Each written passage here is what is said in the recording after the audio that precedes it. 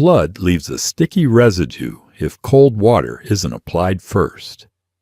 Most people panic, use scalding water, and cook the metallic protein straight into the hardwood. 25 men in bespoke suits had been screaming in the study for 6 hours. Luke just wanted to scrub the floor, swallow his suppressants, and sleep. But the ticking metal box on the mahogany desk was giving him a migraine. So he was going to shut it up. The service corridors of the Fisher estate smelled perpetually of lemon ammonia and damp wool. It was a sterile chemical scent that burned the back of the throat, effectively masking the subtler, more dangerous odors that occasionally seeped beneath the heavy oak doors of the main house.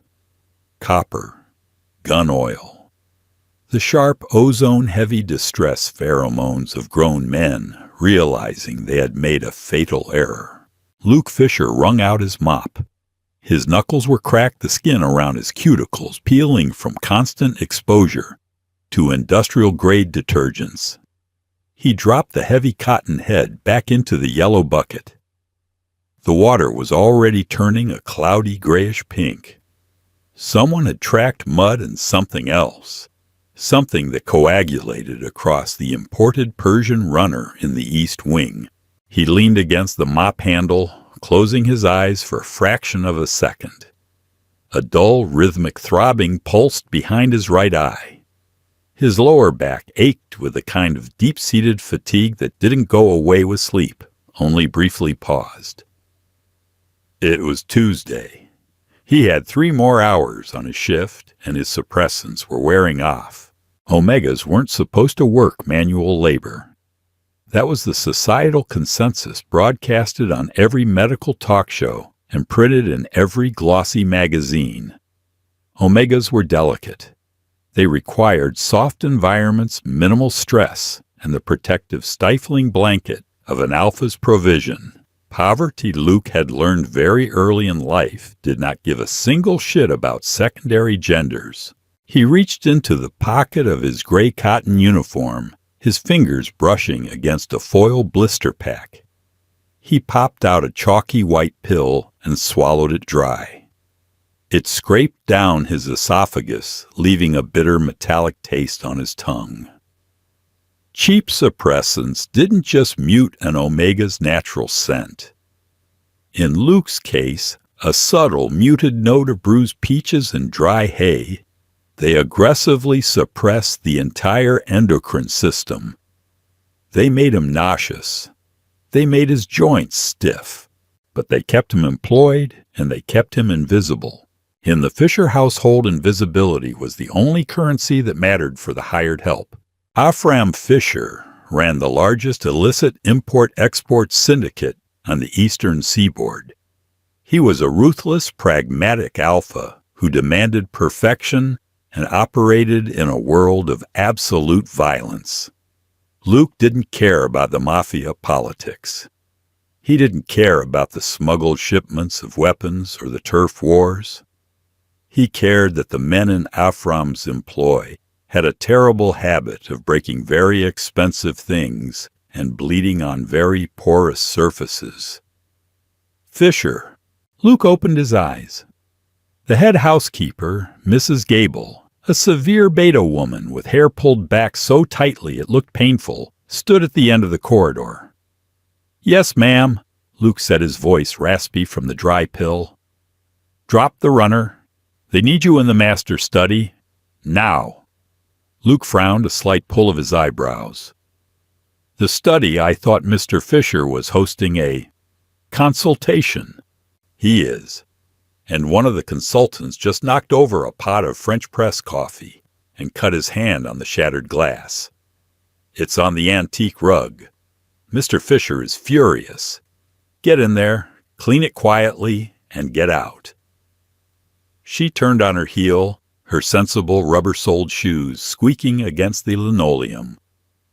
"And Fisher, take another blocker. You smell like sweat." Luke bit the inside of his cheek, tasting iron. He didn't argue.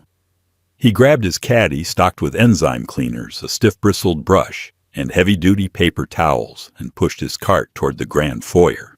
The temperature dropped noticeably as he transitioned from the cramped service halls to the expansive, high-ceilinged public areas of the house. The lighting shifted from harsh buzzing fluorescence to the warm, expensive glow of tungsten chandeliers. Every step Luke took felt heavier here. The air was thick. As he approached the heavy double doors of the master study, the sheer density of pheromones leaking through the cracks hit him like a physical blow. It was a chaotic, suffocating mess of scents. Fear, mostly. Sour sweat, burnt plastic, the acrid sting of panicked betas, and the desperate, aggressive posturing of lesser alphas. But cutting through all of it, anchoring the chaos like a heavy iron chain, was the scent of cedar-cold earth and black pepper. Ephraim Fisher. The alpha's scent wasn't roaring, but it was suffocating in its absolute control. It was the smell of a predator watching its prey tire itself out. Luke swallowed hard, his stomach rolling from the suppressant and the overwhelming olfactory assault. He kept his eyes cast downward, arranged his features into a mask of blank professional subservience, and pushed the door open. The study was a massive room lined with floor-to-ceiling bookshelves, a testament to wealth rather than a love of literature. The air was blue, with expensive cigar smoke and the faint bitter tang of heated metal. Luke slipped inside, pulling his small cart behind him, the wheels barely making a sound against the hardwood. He didn't look up. He didn't make eye contact. He immediately scanned the floor for the mess. He found it near the center of the room, a few feet from Ephraim Fisher's massive mahogany desk. A puddle of dark, oily coffee was seeping into the fibers of a silk blend rug mixed with vibrant smears of fresh blood. Shards of thick glass were scattered like jagged ice. Without a word, Luke dropped to his knees. The hardwood was brutal against his kneecaps. He pulled a thick pair of yellow rubber gloves from his pocket and snapped them on. He began picking up the glass, dropping the pieces into a plastic waste bag. Above him, the room was buzzing with frantic, hushed voices. "I'm telling you, it's a localized thermite charge. If we apply any more torque to the secondary dial, the friction will ignite the magnesium strip." "You're an idiot, Wallace. It's not friction-based. It's biometric. The previous owner had a subdermal chip." "The previous owner is at the bottom of the harbor in 3 separate trash bags. We don't have his hand." Luke focused on the coffee. He sprayed a heavy coat of enzyme foam onto the stain. The foam hissed, bubbling up brown and pink. He took a stiff brush and began to scrub, working from the outside of the stain inward to prevent it from spreading. He could hear the heavy rhythmic tapping of Ephraim Fisher's fingers against his desk. Tap, tap, tap. The sound was deliberate. It was a countdown. Luke dared to glance up just slightly through the curtain of his bangs. Ephraim sat behind the desk. He looked entirely worn out. The man didn't look like a glamorous mob boss. His tie was loosened, the top button of his crisp white shirt undone. There were deep purple bruises of exhaustion beneath his eyes, and his jaw was covered in a rough, uneven layer of stubble. He looked like a man who had been awake for 3 days on a diet of black coffee and sheer spite. Standing beside Ephraim was Simon Horton, his right-hand man. Simon was a beta tall and sharply dressed, his face a mask of pinched anxiety. He was holding a tablet, rapidly scrolling through what looked like schematics. In the center of the room, clustered around a stainless steel workbench that had been brought in over the expensive rugs, were 3 men in suits. They looked entirely out of their depth. One of them, a man with a bandaged hand. The source of the blood Luke was currently scrubbing was sweating profusely. Sitting on the workbench was the object of their misery. It was a cylindrical lockbox about the size of a large thermos. It looked antique, crafted from heavy tarnished brass and dark oily steel. It was covered in interlocking rings gears and numerical dials. It didn't look electronic, but there was a faint high-pitched whine emanating from it, accompanied by a slow rhythmic ticking. "Mr. Fisher," the sweating man with the bandage stammered, "we've run every non-invasive scan, sonograms, X-rays, thermal imaging. The inner casing is lined with lead. The outer casing is rigged with a mechanical gyroscope. If we tilt it past a 30-degree angle, the acid vials inside will shatter and dissolve the ledger. I am aware of what it does." Dr. Evans' Afram's voice was a low, gravelly baritone. It didn't boom, but it easily cut through the noise of the room. It carried a resonance that made Luke's chest vibrate uncomfortably. "I paid you and your firm $250,000 to tell me how to open it. You are the 25th person to stand in my office and tell me what it is. I want to know how to open it." It's an impossible mechanism, sir. It was built by a paranoid schizophrenic. The dials have over 4 billion combinations. There is no keyhole. There is no electronic port to hack. It relies on a sequential alignment of the internal gears, but the gears are staggered. If you get one wrong, the whole mechanism locks down for 12 hours. "So you're telling me," Afram said, leaning forward, resting his elbows on the desk. His scent flared a sudden sharp spike of crushed cedar that made the alphas in the room instinctively take a half-step back. "That my rival managed to lock the deeds to the southern shipping docks, $50 million in untraceable bearer bonds, and the blackmail files on half the city council inside a brass toy, and none of you supposed experts can open it. It requires the exact sequence, sir, or it destroys itself." Luke scrubbed harder. The blood was coming out, but the coffee oils were stubborn. He reached for a bottle of solvent. He had grown up in a junkyard in Queens. His father, a bitter alcoholic beta, had made a living repairing and selling stolen industrial equipment.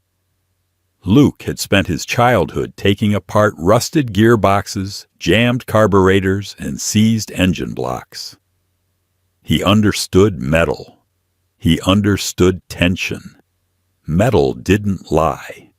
It didn't have a hidden agenda. It only responded to physics. He listened to the ticking of the cylinder on the table. Tick, clack, tick, clack. Luke paused the scrub brush hovering over the rug. He tilted his head slightly. The rhythm was uneven. It wasn't a precision clockwork tick. There was a heavy dragging sound on the back half of the rotation. Clack. It sounded exactly like the rusted flywheel on his father's old generator when the ball bearings lost their grease and gathered on one side of the track. Gravity. "Get out," Afram said softly. The room went dead silent. "Sir," Dr. Evans squeaked, "all of you, pack up your laptops, your lasers, and your useless scans. Get out of my house before I decide to recoup my losses by selling your organs on the black market. Simon ensure they leave with nothing." Simon nodded tightly. "Gentlemen, please." The three experts didn't need to be told twice. They scrambled, throwing cables and tablets into aluminum briefcases with frantic, uncoordinated movements. Within 90 seconds, the study doors closed behind them, leaving only the heavy silence of the room. Well, silence. and the harsh scritch-scritch of Luke's scrub brush. Luke froze. The sudden absence of noise made his own movements deafening. He kept his head down, staring intensely at a particularly stubborn patch of pink-tinged carpet fiber. Afram released a long, shuddering breath. He slumped back into his leather chair, rubbing his face with both hands. The heavy, oppressive alpha aura in the room began to fracture, revealing the raw edges of Afram's stress. He smelled like burnt coffee and exhaustion. 25 of the best safecrackers and engineers on the continent. Simon Ephraim muttered, his voice muffled by his hands.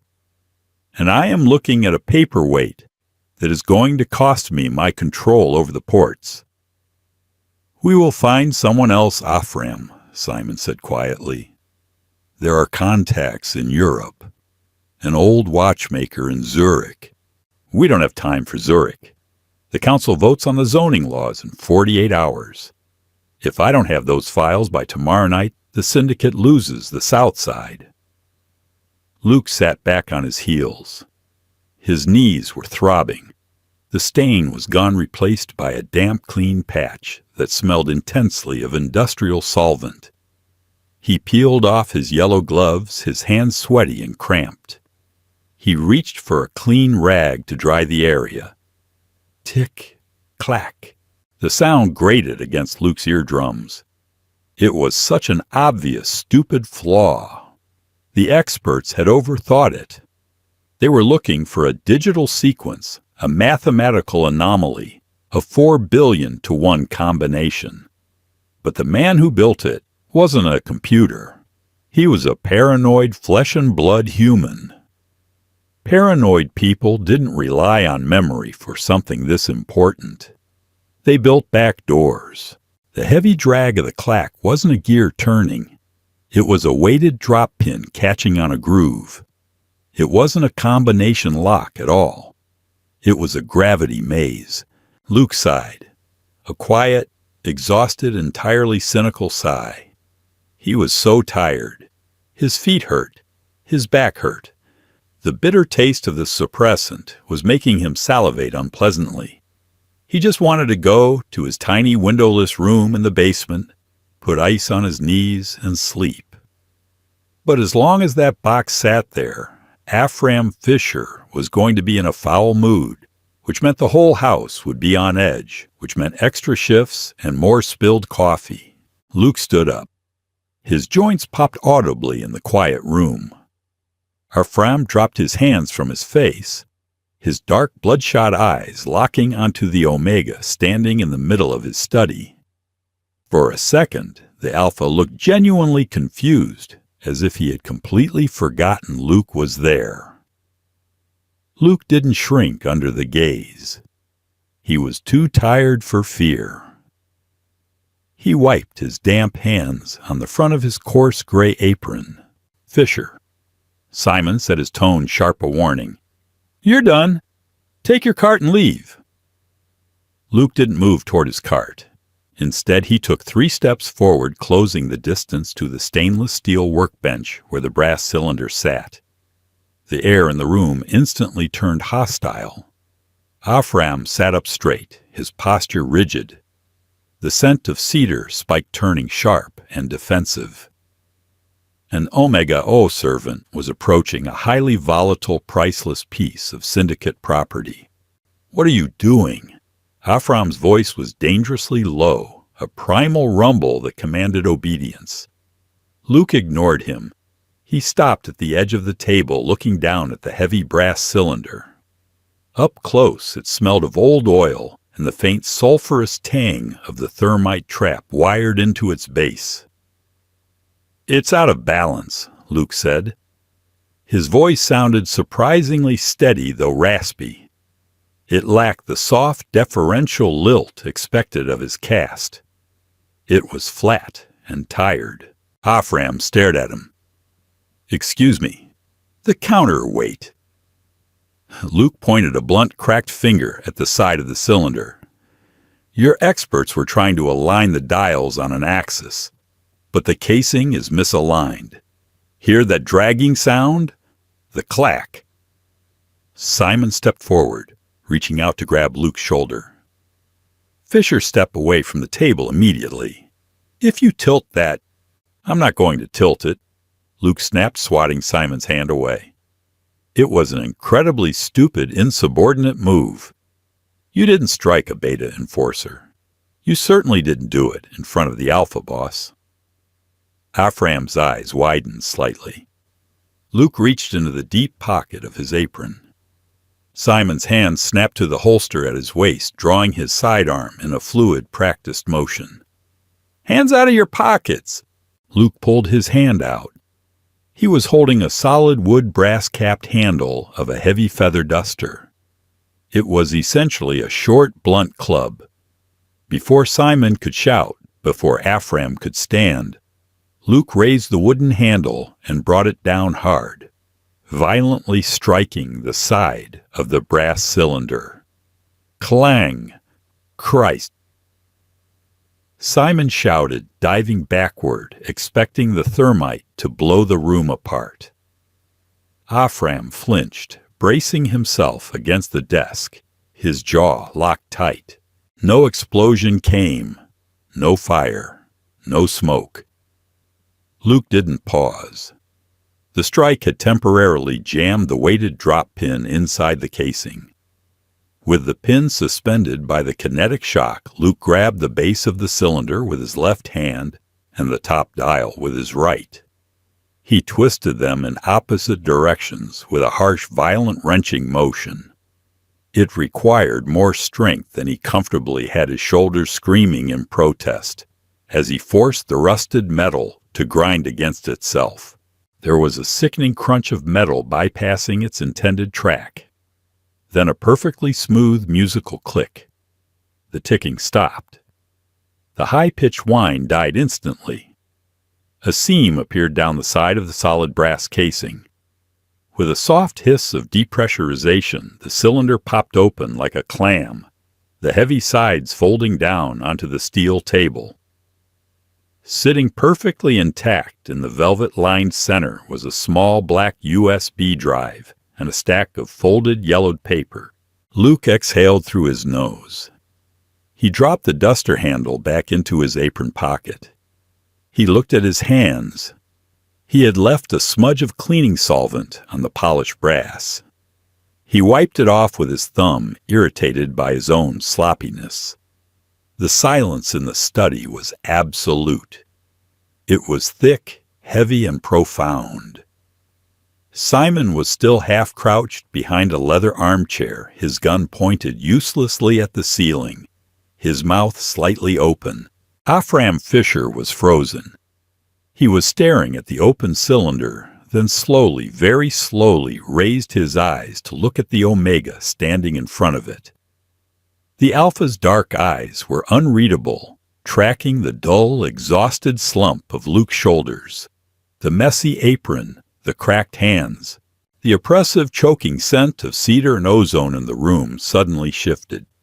The sharp, aggressive edges melted away, replaced by a deep, resonant warmth. It was a scent of profound shock laced with something entirely new. Curiosity. Absolute, undivided attention. Afram swallowed. He looked at the 25 briefcases worth of failures that had walked out the door, and then at the maid who smelled like industrial bleach. How? Afram's voice failed him. He cleared his throat, the sound rough. How did you do that? Luke turned around. He looked at the Alpha, his expression perfectly deadpan. He felt a bead of sweat roll down his spine beneath his cheap cotton uniform. His knees still hurt. The locking pin was resting on a gravity hinge. Luke said simply, as if explaining how to plunge a toilet. It wasn't a puzzle. It was a deadbolt. You just had to hit it hard enough on the left side to bounce the pin out of the groove and bypass the track before it fell back down. Percussive maintenance. Afram stared at him entirely speechless. Luke waited for a moment. When neither the alpha nor the beta spoke again, Luke gestured toward his yellow mop bucket near the door. "If that's all, sir," Luke set his voice flat. "I really need to go empty this dirty water before Mrs. Gable docks my pay." Gravity pulls everything downward eventually. Dirty water, dust. The heavy leaden realization that you just ruined your own life. Luke pushed the yellow bucket into the slop sink in the basement's utility closet. He hoisted the plastic basin with a grunt, his lower back protesting violently, and tipped the contents down the oversized steel grate. The grayish-pink sludge swirled thick with Suds and Ephraim Fisher's expensive coffee before vanishing down the pipe with a hollow gurgle. He rinsed the bucket out with a high-pressure hose. The cold water splashed back, soaking the hem of his uniform trousers. He didn't care. The adrenaline that had spiked in the master study was rapidly vacating his bloodstream, leaving behind a cold, shaking exhaustion that rattled his teeth. He had touched the box. He had bypassed Simon Horton. He had smart-mouthed a cartel boss in his own sanctuary. "Idiot," Luke muttered to the empty closet. His voice cracked. He hung the mop on its wall rack, the wet cotton dripping onto the concrete floor. He needed to lie down. He stripped off his rubber gloves, wincing as the latex pulled against the raw skin of his knuckles. His hands were trembling. It wasn't terror exactly. It was the physical manifestation of his body, realizing it had walked a tightrope over an open fire without a net. Luke's room was at the end of the basement corridor past the industrial washing machines that thumped and hummed 24 hours a day. The room was essentially a converted storage locker. It held a twin mattress on a metal frame, a plastic dresser, and a single lamp with a low-wattage bulb. It smelled of powdered detergent and old dust. It was the best home he had had in 6 years. He sat on the edge of the mattress. The springs groaned. He reached up, pressing 2 fingers beneath his jawline directly over his scent glands.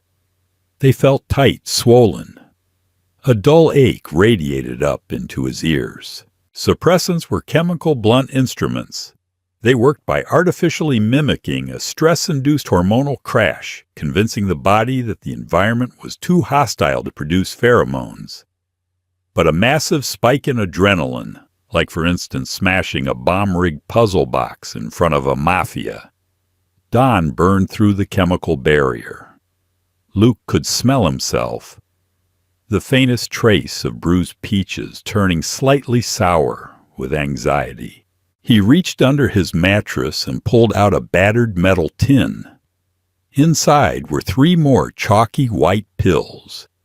He had already taken his daily dose. Taking another one within a 12-hour window risked liver toxicity, severe cramping, and a migraine that would blind him for 2 days. He stared at the pill in his palm. The basement air felt thick. If another servant smelled him, if a beta guard walking the perimeter caught a whiff of an unsanctioned Omega in the employee quarters, he would be out on the street by midnight. Or worse, he'd be reassigned to the upper floors, to the entertainment staff. Luke dry swallowed the pill. He didn't even have water. He just forced it down, coughing as it scraped his throat, and immediately curled onto his side, on the scratchy wool blanket. He pulled his knees to his chest, waiting for the chemical chill to set in. He closed his eyes. He just needed to sleep. If he slept, maybe tomorrow they would forget. Bosses like Ephraim Fisher had a million things to worry about. A broken lockbox and a rude maid would barely register on his radar.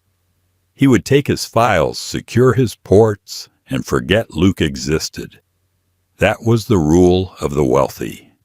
They didn't see the help. They only saw the dirt the help removed. 45 minutes later, the heavy iron handle of his door turned. It didn't open immediately. The lock was engaged, but the sudden sharp clack of the mechanism made Luke's eyes snap open. His stomach cramped, the second pill kicking in with a vengeance, and he gasped, clutching his midsection. Fists pounded against the thin wood. "Fisher!" It was Mrs. Gable. Her voice was sharp enough to cut glass. "Open this door." Luke dragged himself upright. The room spun. The nausea was profound, a heavy weight sitting squarely in his chest. He staggered to the door and turned the deadbolt. Mrs. Gable stood in the hallway, her face flushed red with exertion and fury. She looked him up and down, taking in his pale, sweating face, his damp trousers, and the coarse apron he still hadn't taken off. "What did you do?"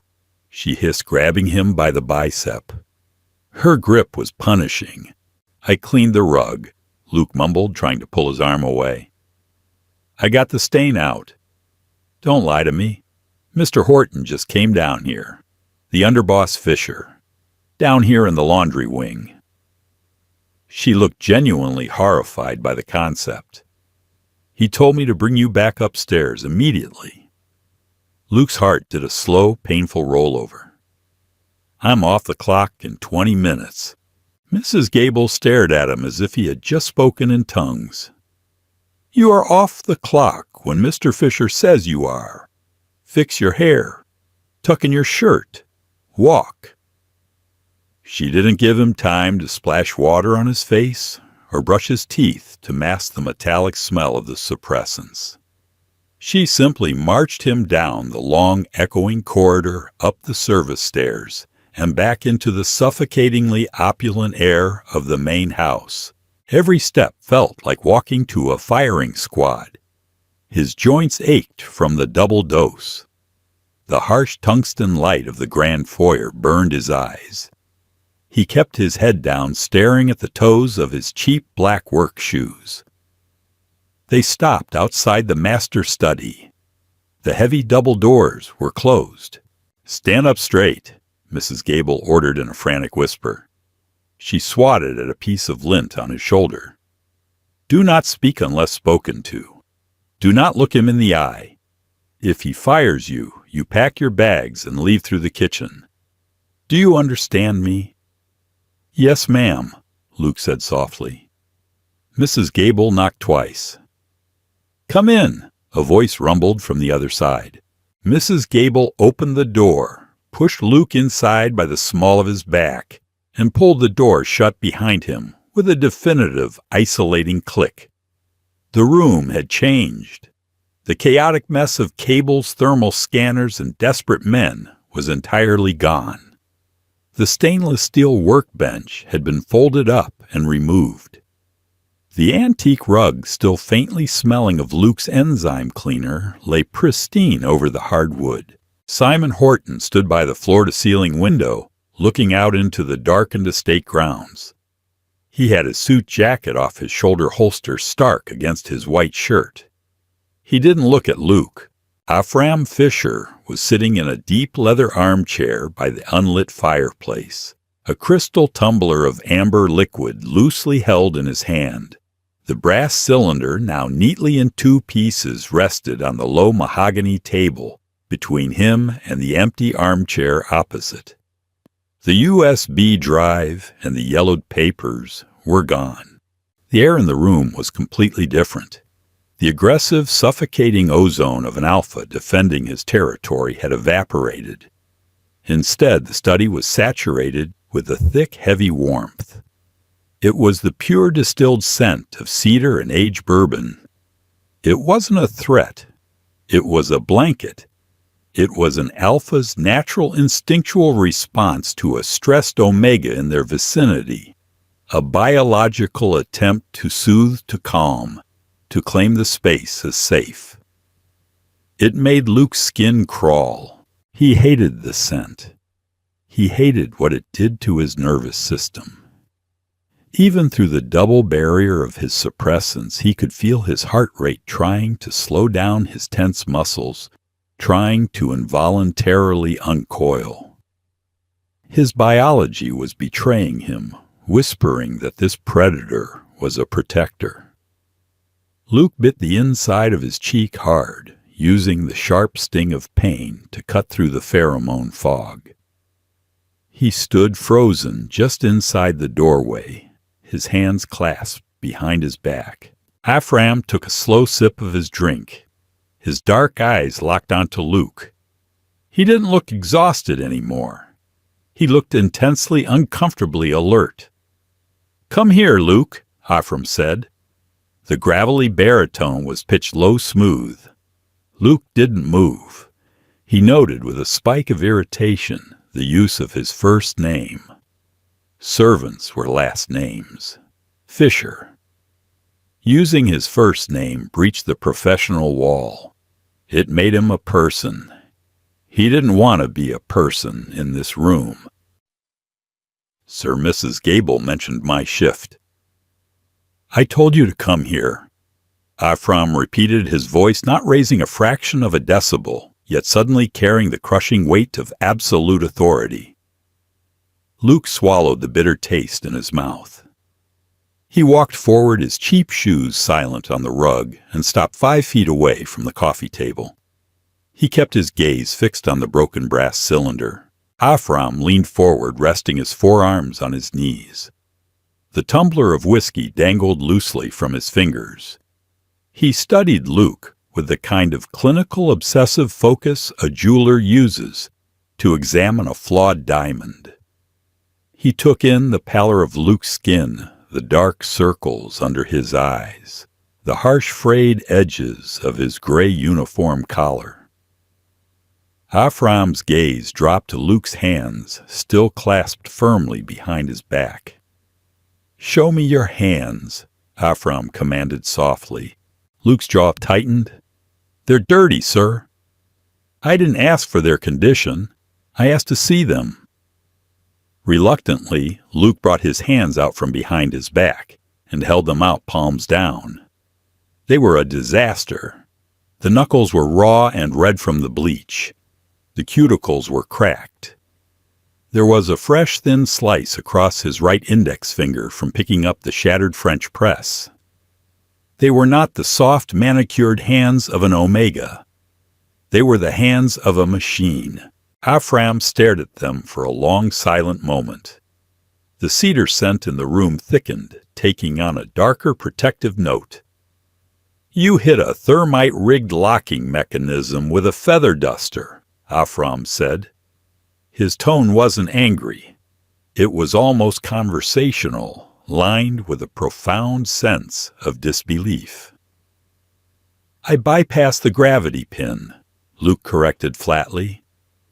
The thermite was wired to the dials, not the casing.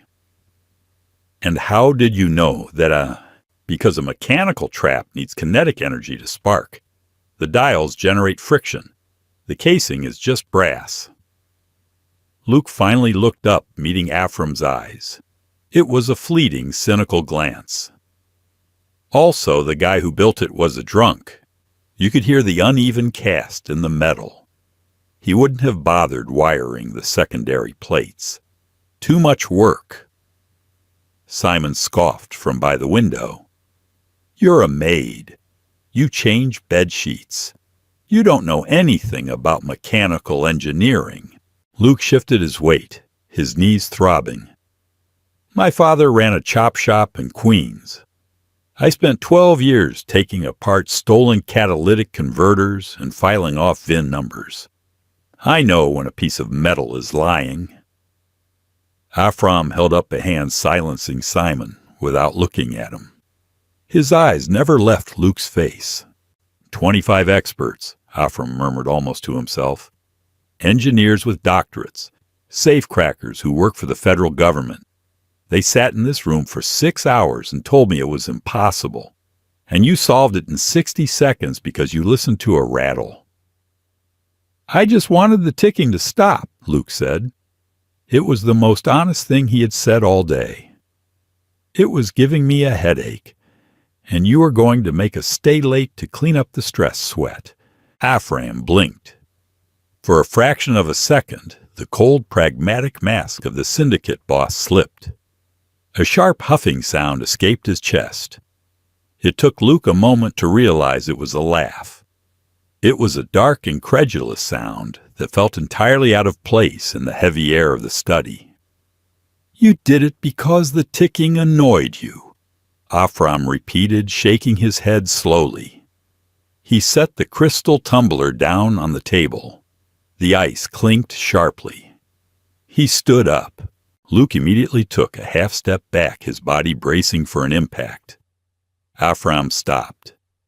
The Alpha noticed the flinch. He saw the way Luke's shoulders curled inward, the way his eyes tracked Ephraim's hands. The warm cedar scent in the room spiked suddenly, laced with a sharp, bitter note of displeasure. Not directed at Luke, but at the reaction itself. "Relax, Fisher," Afram said, his voice lowering into a soothing, instinctual rumble. He didn't move any closer. "I'm not going to touch you. I'm relaxed," Luke lied, his voice rasping. The double dose of suppressants was twisting his stomach into a hard knot. He felt a cold sweat breaking out on the back of his neck. Afram's nostrils flared slightly. He tilted his head. "You smell like ozone and cheap metal." Luke froze. "You're overdosing on blockers," Afram stated. It wasn't a question. The mob boss took a slow breath through his nose, analyzing the air. "You took a second pill, recently, probably within the last hour." "Why?" Luke's nails dug into his palms. "I have a chemical sensitivity to the cleaning supplies, sir. It helps with the inflammation." "Don't lie to me," Afram said softly. The Alpha command returned heavy and inescapable. "You took it because your adrenaline spiked in this room, and you were afraid your natural scent would break through. You were afraid I would realize what you are." "You have my employment file, Mr. Fisher. You know my secondary gender. Knowing a letter on a piece of paper is different from smelling it in my study." Afram countered, taking a single slow step forward. The predator was circling. "You hide it. You wear coarse clothes, you scrub your skin raw, and you poison your liver with cheap black market suppressants just to be invisible in my house. It's a requirement of the job, sir. No unbonded Omegas on the main floor without scent blockers." Luke recited the HR manual line with dead practiced precision. "It prevents distractions." Afram looked at the broken brass box on the table, and then back at the exhausted, defiant Omega standing before him. "You just handed me control of the entire Southern Port Authority, Luke," Afram said quietly. "You saved me $50 million in a war with the Italian families. You are a great many things right now. But invisible is no longer one of them. Invisible is a survival strategy," Luke said. His voice was beginning to thin out, the edges fraying. The dull ache behind his right eye had sharpened into an ice pick. "I don't want your money, Mr. Fisher. I don't want a promotion. I just want to go to sleep." Simon finally moved away from the window, his dress shoes clicking sharply on the hard wood. "You don't dictate terms to him, Fisher. You're a basement-level employee who got lucky with a stick," Simon Afram warned. It was a single word, quiet, but it hit the air like a physical weight. Simon's jaw clicked shut. Afram turned his attention back to Luke. The Alpha was studying the sweat gathering at Luke's temples, the faint tremor in his hands. "You think you can go back downstairs? After opening a ledger that half the criminal underbelly of this city has been trying to crack for 6 months. You think my enemies don't have eyes in this house. They don't look at the cleaning staff. They will now." Afram stepped closer. The distance between them was less than 3 feet. The sheer density of his scent cedar spice and the overwhelming gravitational pull of a prime alpha was suffocating.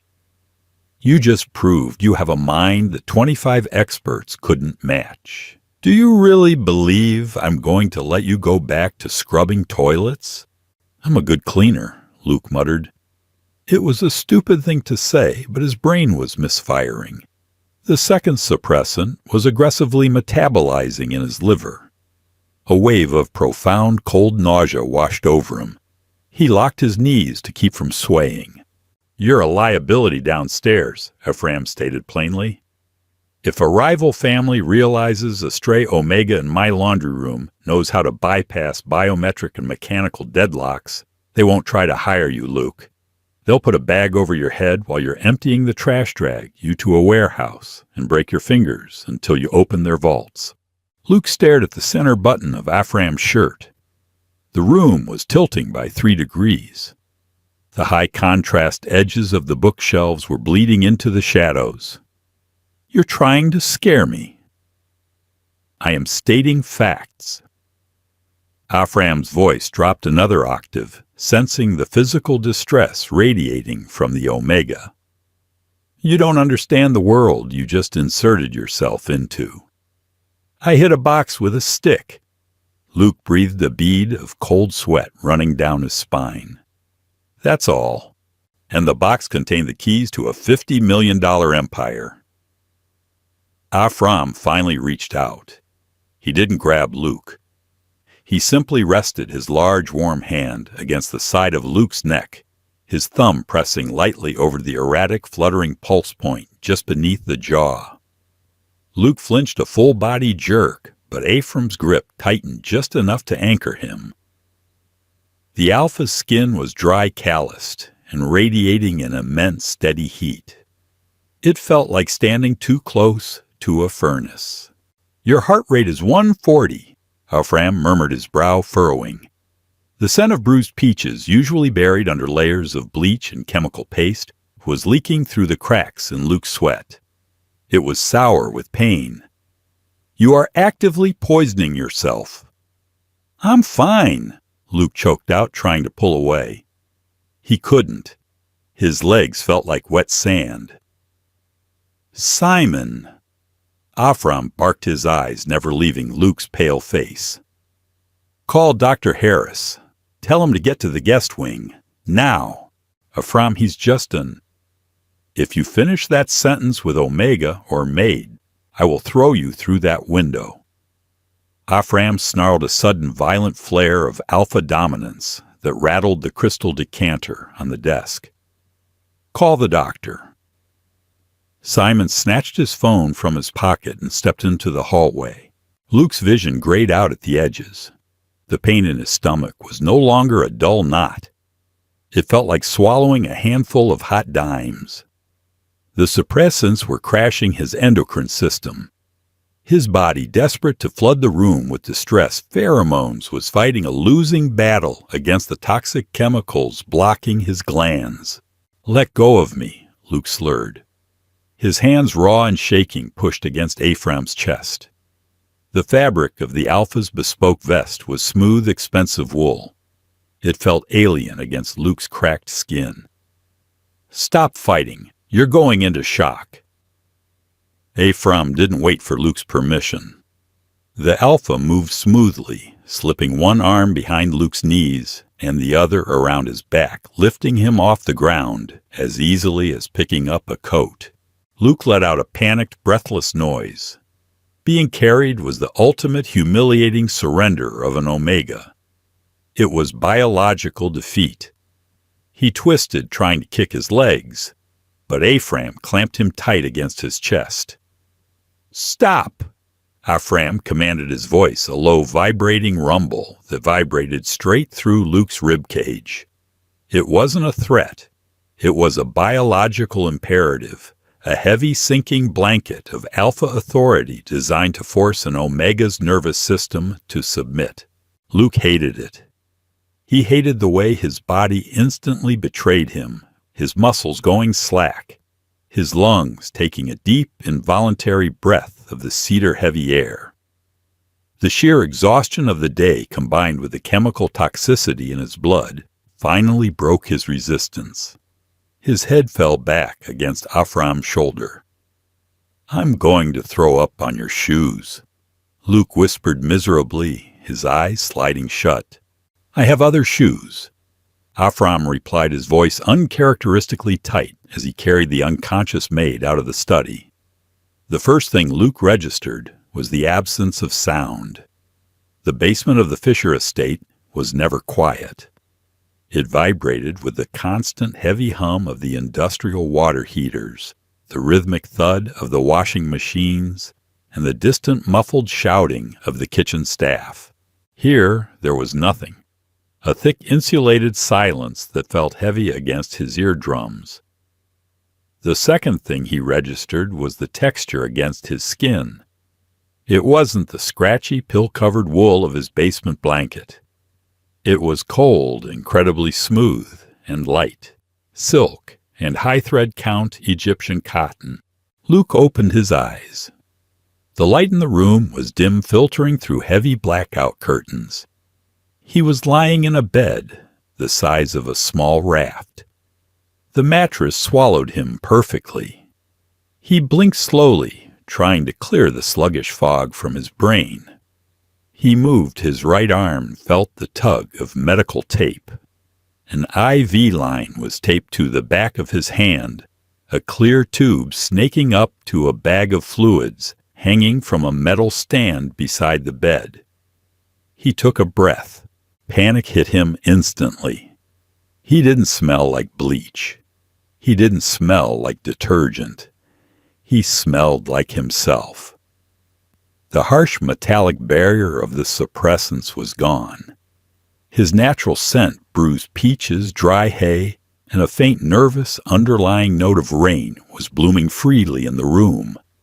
He reached up with his free hand, feeling his neck. The tight, painful swelling in his scent glands had vanished. They felt normal. Vulnerable. He threw the heavy duvet off his legs and sat up. The room immediately spun a lingering hangover from the chemical crash, but he forced himself to swallow the nausea. He was wearing an oversized gray t-shirt that smelled faintly of sterile laundry. It wasn't his. "You tore the IV out of your arm twice in your sleep," a voice said from the corner of the room. "I'd appreciate it if you left this one alone. You're still deeply dehydrated." Luke snapped his head toward the sound. Afram Fisher was sitting in a winged armchair near the unlit fireplace. He was no longer in his bespoke suit. He wore dark slacks and a black Henley that stretched across his broad shoulders. He looked comfortable. He looked like he belonged there. Luke instinctively pulled his knees to his chest, drawing the duvet up over his legs. It was a defensive posture shielding his scent glands. "Where am I?" "The East Wing. Guest quarters." Afram leaned forward, resting his elbows on his knees. "You've been asleep for 14 hours. My private physician flushed your system. You had early-stage liver toxicity, Luke. The blockers you were taking are meant for temporary use in active war zones, not daily consumption to avoid scrubbing floors." "They kept me employed," Luke fired back, his voice hoarse. "And they kept me off your radar, which, given current circumstances, was clearly the smart play." Afram didn't smile, but a glint of dark amusement flashed in his eyes. "You are remarkably combative for someone sitting in my bed with an IV in their arm. I'm a pragmatist." Luke looked around the lavish room. The silk wallpaper, the antique lamps. It felt like a trap. A beautiful, velvet-lined bear trap. "You flushed my suppressants. That means the whole house can smell me now. I can't go back downstairs. The betas and security will tear me apart, and Mrs. Gable will fire me before I can even pack my duffel. You aren't going back downstairs." Afram set his tone, shifting back to the smooth, absolute authority of the syndicate boss. Mrs. Gable has already packed your belongings. They are in the closet. You no longer work for the domestic staff." Luke's stomach plummeted. He gripped the edge of the blanket tightly. This was it. The cliché nightmare of the Omega underclass. He had caught an alpha's attention, and now he was going to be locked in a gilded room, expected to be soft, compliant, and available. "I am not a concubine," Luke said, his voice dropping into a low, flat warning. It wasn't a plea. It was a line in the sand. He didn't care if the man sitting across from him killed people for a living. "If you think putting me in silk sheets buys you a pet, you can take that IV out and I'll walk out the front door right now." Barefoot. The heavy scent of cedar in the room flared abruptly, carrying a sharp, biting edge of offense. Ephraim stood up. He walked slowly to the edge of the bed, stopping just outside Luke's personal space. "Do you think so little of me?" Ephraim asked quietly. The alpha dominance wasn't aggressive, but it was immense, pressing down on the air in the room. "Or do you think so highly of yourself?" Luke didn't flinch. He met Ephraim's dark eyes. "I think you're a mobster who just realized he found something shiny. I know how men like you treat things you own." "I own houses, Luke. I own ships. I own politicians." Ephraim set his voice a low rumble. "I employ talent. You are an Omega, yes.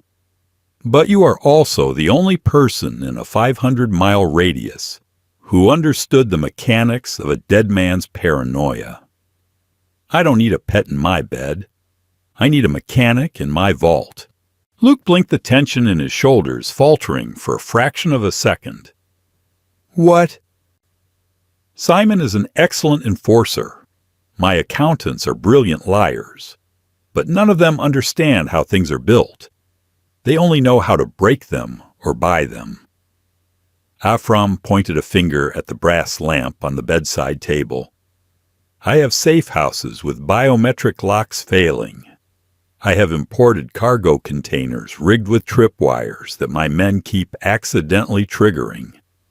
I need someone who looks at a metal box and hears the rattle." Luke stared at him. The sheer absurdity of the proposition was staggering. "You want me to be your, syndicate engineer?" "I want you to fix my problems," Ephraim corrected. "I will pay you 10 times what you made scrubbing floors. You will have your own workspace. You will eat real food.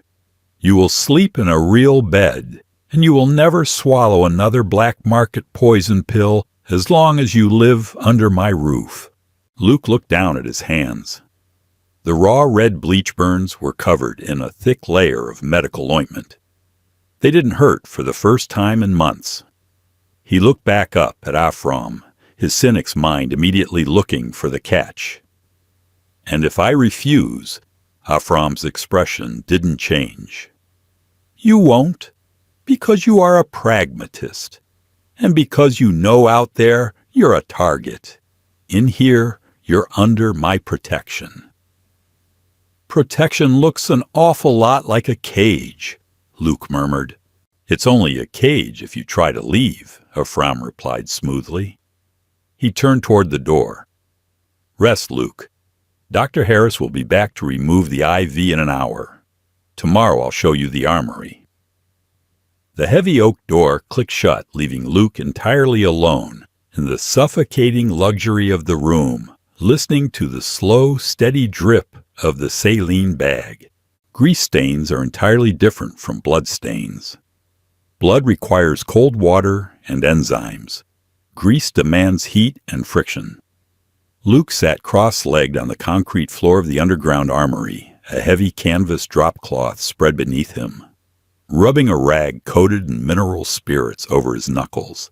It had been 4 days since he woke up in the East Wing. He had refused the silk shirts Ephraim's staff had laid out for him, opting instead for a pair of stiff denim work pants and a gray cotton Henley he had ordered Simon to buy from a hardware store. Simon had looked murderous at taking orders from a former maid, but a single sharp look from Afram had sent the beta marching toward the garage. The armory smelled violently of masculinity. Hop's No. 9 solvent burnt carbon-stale sweat and the sharp, aggressive musk of the dozen alpha and beta enforcers who rotated through the firing lanes. And then cutting through the heavy metallic air was Luke. Without his suppressants, his scent was impossible to hide. The soft, ripe note of bruised peaches and dry hay lingered in the ventilation drafts. It was a scent that biologically demanded attention. The enforcers in the room were on edge.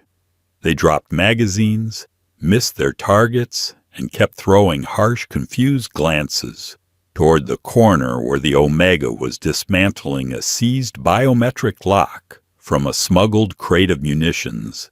Luke ignored them. He clamped a pair of vice grips onto the stripped head of a security screw and leaned his weight into it. His shoulders screamed. His body was still recovering from the chemical detox. Every muscle felt bruised and his energy levels constantly cratered, but the mechanical work was a lifeline. It was logical. It made sense. "You're stripping the thread," a low voice rumbled over his left shoulder. Luke didn't jump. He had smelled Afram coming from 50 feet away. The overwhelming crush of cedar and black pepper naturally parted the sea of lesser enforcers. "The thread was stripped in transit, Mr. Fisher." Luke muttered, his jaw clenched, as he forced the vice grips to turn another millimeter. "Someone hit the sensor pad with a crowbar. It warped the casing. I have to break the tension on the housing before I can access the motherboard." Afram squatted down beside him. The Alpha's knee brushed against Luke's denim-clad thigh. It wasn't an accident. It was a subtle physical claim of territory, broadcasting to every man in the room that the Omega was untouchable. Luke felt a sharp spike of irritation mixed with a humiliating biological flush of safety. He forced his breathing to remain even, focusing entirely on the metal in front of him. "Simon says you asked for a blowtorch." Afram noted, watching Luke's pale, healing hands work the heavy tools. "I need to heat the locking pin. Thermal expansion." Luke finally snapped the screw free. He tossed it onto the concrete with a sharp clatter. "But your underboss told me I wasn't cleared for incendiary equipment." Afram's head turned infinitesimally toward the glass observation booth where Simon was standing. The cedar scent in the room darkened, taking on a charred warning note. "I will speak with Simon. When you ask for a tool, you receive it. You are the engineer. I'm a maid, wearing clean jeans," Luke corrected bluntly, reaching for a flathead screwdriver to pry the casing apart. "Your men know it. I can feel them staring at the back of my neck. They think you've lost your mind bringing an unbonded Omega down here to play with the C4. Let them think what they want. Their salaries depend on my sanity, not their opinions." The heavy steel casing popped off with a metallic groan. Inside, a mess of fried wires and a cracked lithium battery stared back at them. Luke sighed, dropping the screwdriver.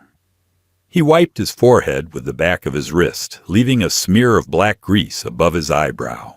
"It's dead," Luke said, his voice flat. The impact ruptured the battery cell. The acid melted the secondary hard drive. You can't bypass it electronically. You're going to have to drill the hinges and replace the entire locking mechanism. Afram studied the ruined electronics, then looked at Luke. The Alpha reached out his large thumb, brushing over the grease smear on Luke's forehead. The contact was shocking electric. Luke froze his eyes, widening slightly, his breath hitching in his throat.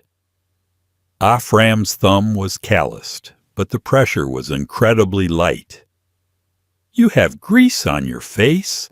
I know." Luke stammered, pulling his head back sharply. His heart hammered against his ribs. The peach scent in the air spiked suddenly, laced with the nervous, erratic ozone of adrenaline. "I'll wash it off." Afram didn't push. He slowly lowered his hand, his dark eyes cataloging Luke's reaction. "You look tired, Luke." "I'm working. You've been down here for 6 hours. You missed lunch."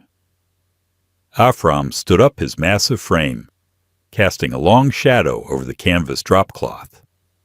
"Pack up your tools. We are going upstairs." Luke bristled, his grip tightening on the rag. "I'm not finished. There are 3 more crates. The crates will be here tomorrow." Afram interrupted his tone, carrying that heavy, inescapable alpha command. "You are not a machine. You require fuel, and you require rest. Upstairs. Now." Luke wanted to argue. He wanted to tell the mob boss to go to hell to let him work until his hands bled, so he didn't have to sit in that massive, quiet bedroom and think about how entirely trapped he was. But his stomach gave a loud, hollow cramp, betraying his stubbornness. He threw the dirty rag into a red metal bin. Fine. The private dining room on the second floor was a stark contrast to the armory. It was quiet, smelling of beeswax furniture polish and roasted garlic. Rain was lightly tapping against the floor-to-ceiling windows, obscuring the sprawling estate grounds in a blurry wash of gray. Luke sat at one end of a long mahogany table, staring at a plate of medium-rare steak and roasted asparagus. He hadn't seen meat this expensive in his entire life. The basement staff ate Stew's bulk rice and whatever the main kitchen threw out. Afram sat at the opposite end, nursing a glass of red wine. He had dismissed the serving staff, leaving the 2 of them entirely alone in the cavernous room. Luke picked up his fork, the heavy silver feeling foreign in his grip. He cut a small piece of steak, chewed and swallowed. It melted on his tongue. He hated how good it tasted. He hated that his body was greedily absorbing the nutrients, healing the damage the suppressants had caused. It felt like complicity. "You're waiting for the other shoe to drop," Afram observed quietly. The alpha hadn't touched his own food. He was simply watching Luke eat. Luke paused, his knife resting against the china plate. "I'm waiting to find out what the real price is." "I told you the price. You fix my problems." "No one pays this much for a mechanic," Luke said, looking down the length of the table. His voice was raspy, exhausted. "No one gives an Omega a private suite, unlimited access to syndicate armories and prime rib just to drill out locks, not without expecting other compensations." The air in the room grew heavy. The scent of cedar expanded thick and slow, filling the space between them. It wasn't angry. It was deeply, uncomfortably possessive. Afram set his wine glass down. He stood up, picked up his plate and his glass, and walked down the length of the table. He pulled out the chair directly to Luke's right and sat down, invading Luke's space with deliberate, terrifying calm. Luke's breath hitched. He gripped his fork so tightly his knuckles turned white. "Look at me," Afram commanded softly. Luke forced his eyes up. The alpha was too close. He could see the faint silver scars cutting through Afram's stubble, the deep lines of exhaustion around his dark eyes. "I operate in a world of absolute paranoia." Afram set his voice a low, vibrating hum. "Every man who works for me is calculating how to take my place. Every rival is calculating how to put me in the ground. The people I employ are sycophants, liars, or killers." Afram reached out, resting his hand flat on the table, inches from Luke's plate. "Then I find a maid." Afram continued, his gaze piercing straight through Luke's cynical armor. "A maid who looks at a bomb designed by a genius and hits it with a stick. because the ticking gave him a headache. A maid who stood in my study surrounded by armed men and told me exactly how stupid we all were. Luke swallowed hard. The peach scent rolling off him was chaotic, caught between fear and a desperate, starving need for validation. I don't want a compliant Omega Luke, Afram murmured, leaning in slightly. I have enough people who say yes to me. I want the man who understands how the machine works. I want the cynic who sees the rusted gears when everyone else is looking at the shiny brass casing. That is what I am paying for. I won't share your bed, Luke blurted out. It was a raw, terrified defense mechanism. Afram's expression softened a subtle shift that made him look suddenly deeply human. I haven't asked you to, but you're an alpha. You'll expect it eventually. I am an alpha, Afram agreed calmly, which means I protect what is mine. You are my engineer. You are under my roof. If you ever decide you want to share my bed, Luke, you will be the one to knock on my door. Until then, you will eat your dinner, you will sleep in your suite, and you will ask Simon for a blowtorch tomorrow. Luke stared at the Mafia boss. The crushing weight of survival, the constant, exhausting hypervigilance he had carried since he was a child in his father's junkyard, suddenly faltered. He looked at Ephraim's hand resting on the table. It wasn't reaching for him. It was just there. A solid, immovable anchor. Luke slowly let out a long, shaky breath. He looked back down at his plate. I prefer a plasma cutter, Luke muttered, his voice barely above a whisper. Blowtorches are sloppy on biometric casings. A low, genuine rumble of laughter vibrated in Afram's chest. The suffocating tension in the room broke, replaced by a warm, heavy blanket of cedar that finally, for the first time in his life, Luke didn't want to fight against.